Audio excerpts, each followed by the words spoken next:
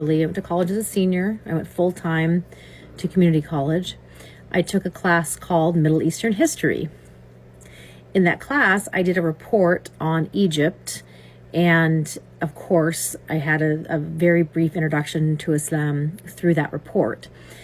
The other thing that was more significant is that somebody came into the class who had converted to Islam himself. I think he was like a white guy. I honestly don't remember all the details. And he had been living in Saudi Arabia, I guess, and he talked about a lot of things about Islam.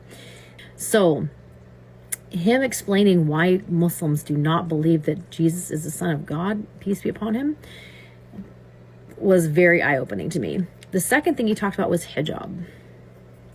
Okay.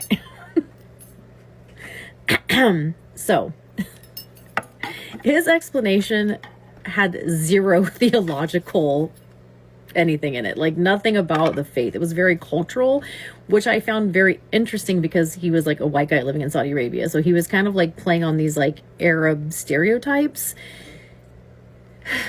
What he said is not actually important because I don't want to like perpetuate that nonsense that he was saying. However, what I took away from his explanation of hijab is that he basically opened up my eyes to a different way of looking at things, meaning just because I looked at the hijab and I thought it meant something that it doesn't actually mean, that doesn't necessarily mean that is actually what those people think. So like it basically kind of big picture made me realize that my perception of other people's culture is just my perception. It's not actually why a certain person does something, whether it's for religious reasons or cultural reasons, that I was looking at things very narrowly through my like Western,